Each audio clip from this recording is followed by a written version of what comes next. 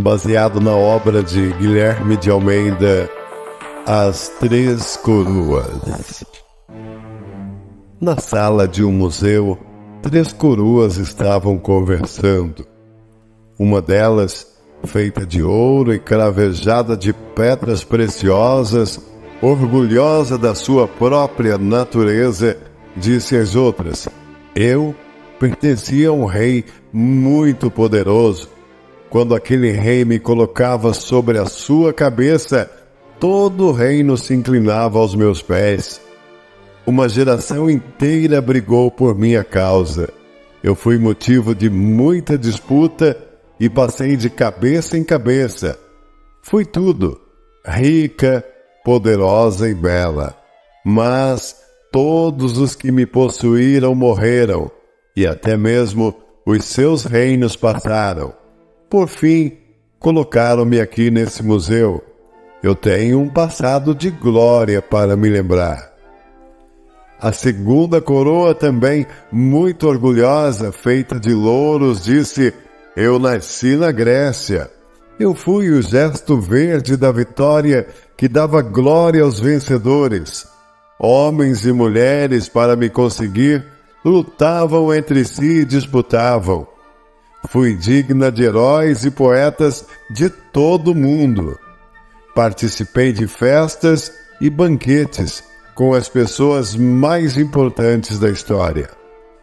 Coroei imperadores e césares, mas todos eles também se acabaram e pereceram. As suas vitórias e conquistas foram esquecidas e mesmo as mais recentes até foram superadas por novos recordes. Eu acabei murchando, sequei e colocaram-me aqui nesse museu. Mas eu também tenho um passado para me lembrar.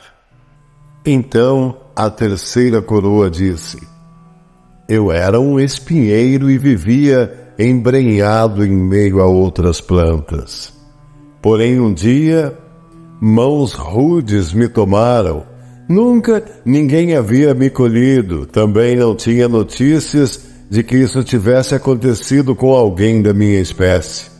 Mas aquelas mãos rudes me teceram no formato de uma coroa e me levaram até a presença de um homem abatido e sofrido, mas que mantinha o porte de um verdadeiro soberano, e me colocaram sobre a sua cabeça. Apesar de eu ser feita de espinhos, ele me recebeu assim mesmo. Não compreendi porque não me rejeitava. Quando os meus espinhos bravos e cruéis tocaram na sua carne, o sangue verteu da sua fronte, porém ele não deu um gemido de dor. Havia naquele homem uma qualidade que nunca vi em qualquer pessoa. Muitos já haviam se ferido em meus espinhos. Até aquele que me colheu para tecer a coroa de espinhos reclamava quando eu o arranhava. Mas aquele homem não disse uma palavra sequer para me amaldiçoar. Ele não abriu a sua boca. Suportou-me com dignidade. Me chamou muita atenção a qualidade do seu sangue. Eu nunca vi um sangue puro como aquele. Quando os meus espinhos foram banhados por aquele sangue puro e carmesim, eu senti uma santidade na minha crueldade. Algo se modificou na minha natureza de espinheiro. Eu senti-me santo. Eu, que era de uma má natureza, senti-me transformar. Não era mais mal. Sujeitei-me a ele na mesma hora. O acompanhei naquela macabra coroação. Vi quando colocaram sobre os seus ombros uma pesada cruz. Ele, caminhando pelas ruas estreitas de Jerusalém, via a multidão zombando, escarnecendo, outros chorando e batendo no peito. E ele foi caminhando até subir ao monte que tem o formato de uma caveira, e ali, ao invés de um trono, o deitaram no madeiro e cravaram os seus pés e as suas mãos. Da mesma forma, não ouvi dos seus lábios nenhuma imprecação, uma maldição sequer, nenhuma lamentação. Comovi-me de ver a reação daquele soberano. Quando a cruz foi suspensa entre o céu e a terra, ali estava eu sobre a sua cabeça, e do alto da sua fronte vi quando pessoas se juntavam embaixo da cruz e escarneciam e zombavam. E mesmo assim, ele não dizia nada. Acompanhei a sua agonia silenciosa enquanto seu sangue continuava gotejando e escorrendo para a terra. Mais ou menos às 3 da tarde, eu olhei para o céu e vi que ele havia escurecido e o sol desaparecido. Nunca vi um dia tão tenebroso como aquele. Escuridão que se podia palpar. Então aquele homem olhou para as pessoas que cuspiram na cruz, que zombavam, que escarneciam.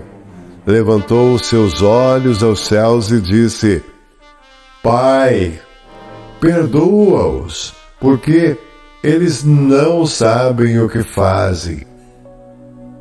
Me comovi ouvi-lo. A sua agonia durou apenas mais um pouquinho. Antes que a última gota do seu sangue vertesse sobre a terra, ele novamente ergueu os olhos aos céus e disse: Pai, nas tuas mãos eu entrego o meu espírito. E dando um brado de dor, ele rendeu o espírito e tombou a cabeça. Eu somente não caí por terra porque os meus espinhos estavam encravados na sua carne. E assim, eu fiquei sendo testemunha daquele trágico acontecimento, até que 2 homens vieram e retiraram o seu corpo da cruz. Somente naquela hora retiraram-me da sua fronte e lançaram-me ao lado. Mas, mesmo assim, eu pude acompanhar o que estava acontecendo. Envolveram o seu corpo no lençol e ali perto mesmo do Monte Calvário, observei quando colocaram o seu corpo na sepultura.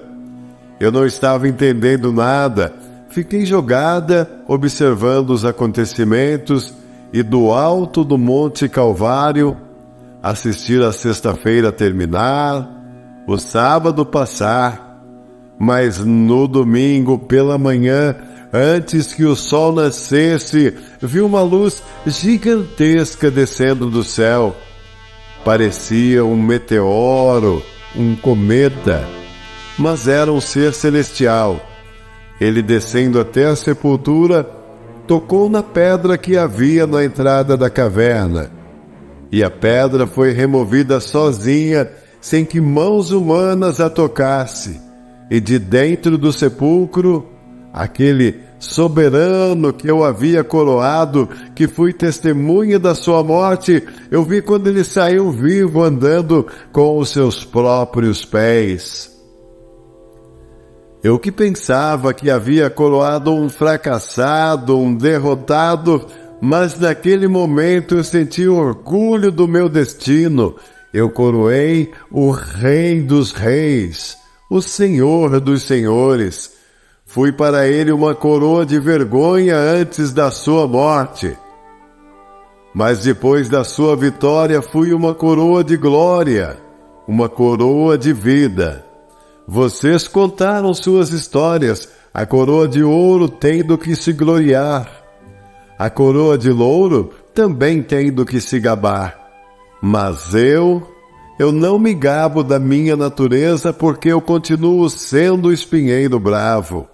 Mas o meu valor está naquele a quem eu coroei, aquele que sobre quem eu repousei. Ele se tornou o maior soberano do universo de todos os tempos. A sua glória não passou, não acabou com a sua morte, o seu reino não terminou. Ele está vivo pelos séculos dos séculos, e o seu reinado jamais passará. O nome do meu rei vocês já sabem. Vocês também o conhecem. Ele vive e reina para sempre. O seu nome é Jesus Cristo, Filho de Deus.